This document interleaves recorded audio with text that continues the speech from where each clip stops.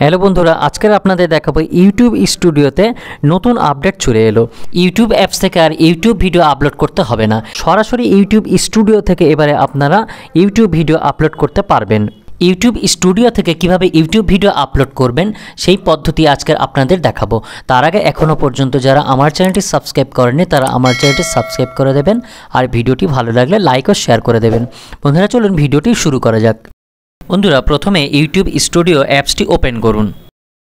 YouTube studio অ্যাপসটি open হয়ে যাওয়ার পরে এবারে উপরে দেখুন নোটিফিকেশানের ঠিক বাম দিকে একটা গোলের মধ্যে দেখুন একটা প্লাস সিম্বল আছে।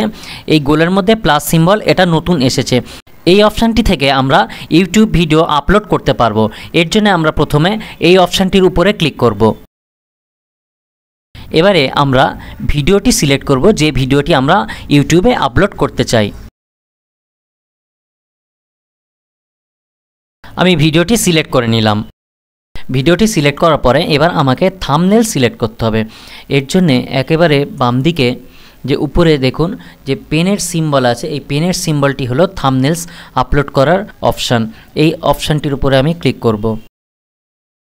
এবারে আমি আগে থেকে একটি সুন্দর করে থাম্বনেলস তৈরি করে রেখে দেব। সেই থাম্বনেলসটি আমি এখান থেকে সিলেক্ট করে নেব। সিলেক্ট করার পরে আমি থাম্বনেলসটিকে বড় করে এইভাবে একটু দেখে নেব কোনো দিকে উপর নিচে বা ডান দিক বাম দিক কেটে যাচ্ছে কিনা। এটা দেখে নেওয়ার পরে আমি ডান দিকে একেবারে উপরে দেখুন ডান অপশানটি দেখতে পাচ্ছেন, এই ডান অপশানটির উপরে ক্লিক করে দেব। আমার থাম্বনেলসটি আপলোড হয়ে গেল। এবারে আমি নিচে দেখুন ক্রিয়েট এ টাইটেল, এই যে অপশানটি দেখতে পাচ্ছেন ক্রিয়েট টাইটেলে, এখানে আমি একটি সুন্দর টাইটেলের নাম দিয়ে দেব। এবারে এই যে অ্যাড ডেসক্রিপশান দেখতে পাচ্ছেন, অ্যাড ডেসক্রিপশানে যদি কোনো ডেসক্রিপশান লিখে দিতে চান সেই ক্ষেত্রে অ্যাড ডেসক্রিপশানে কোনো ডেসক্রিপশান লিখে দিতে পারবেন। ডেসক্রিপশান লেখা হয়ে গেলে এবার ব্যাক করে চলে আসবেন। এবারে ভিজিবিলিটি এই যে অপশানটি দেখতে পাচ্ছেন প্রাইভেট করা আছে, এটা আপনি পাবলিক করতে পারেন, প্রাইভেট করতে পারেন, মেম্বার্স অনলি করতে পারেন, আনলিস্টেড করতে পারেন। তবে সাধারণত এটা পাবলিক করে দেবেন।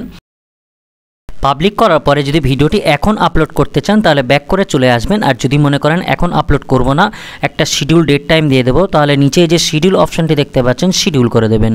এবারে আপনি ভিডিওটা যদি একটা ডেট সিলেক্ট করতে চান যে সেই ডেটে আপলোড করতে চান, তাহলে এখানে এই যে ডেট টাইমটি দেখতে পাচ্ছেন এই ড্রপ ডাউনটির উপরে ক্লিক করবেন। এবারে ডেট আর টাইমটা সিলেক্ট করতে হবে। এর জন্য প্রথমে আমরা এখান থেকে ডেটটা সিলেক্ট করে নেব। আমি যেদিন আপলোড করতে চাই সেই দিনের তারিখটা আমি এখান থেকে সিলেক্ট করে নিলাম। নেওয়ার পরে ওকে করে দেব। এরপর এখান থেকে টাইমটি সিলেক্ট করে নেব। এখান থেকে আমি এবারে টাইমটি সিলেক্ট করে নিলাম। টাইমটি সিলেক্ট করে নেওয়ার পরে ওকে করে দেব। ডেট আর টাইম সিলেক্ট করা হয়ে গেলে আমরা এবারে ব্যাক করে যাব। এবারে মনিটাইজেশন অফ আছে, এটাকে আমি অন করে দেব। এর জন্য মনিটাইজেশন অফ এই যে অপশানটি দেখতে পাচ্ছেন এই অপশানটির উপরে ক্লিক করব। করার পরে এখানে অ্যাডস এই যে অপশানটি আছে এখানে দেখুন সিলেক্ট অপশান দেখা যাচ্ছে, এই সিলেক্টের এই ড্রপ ডাউনে ক্লিক করব। করার পরে এখানে অন আছে অফ আছে, আমি এটা অন সিলেক্ট করে নেব। মনিটাইজেশন অন হয়ে গেল। এবারে আমি ব্যাক করে যাব। এবারে একেবারে নিচে কমেন্টস অপশানটি অফ হয়ে আছে, এই কমেন্টস অপশানটি অন করব। এর জন্য কমেন্টস অফ এই যে অপশানটি আছে এই অপশানটির উপর ক্লিক করব। করার পরে এখানে অন অফ আছে, আমি কমেন্টস অপশানটিকে অন করে দিলাম। দেওয়ার পরে আমি ব্যাক করে যাব। এবারে উপরে ডান দিকে যে নেক্সট অপশানটি আছে নেক্সট করে দেব।